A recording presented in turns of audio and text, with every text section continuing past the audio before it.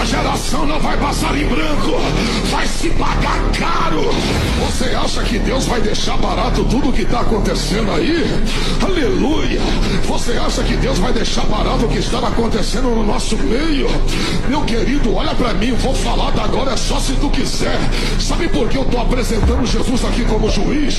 Porque se Deus perdoar essa geração de hoje, Deus teria que ressuscitar Sodoma e Gomorra e perdoar eles também.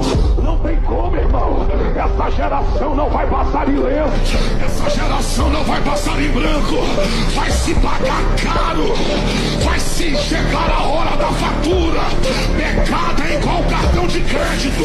Todo mundo fica feliz na hora que compra, mas na hora que chegar a fatura, a feição muda. Assim será na hora do acerto de conta.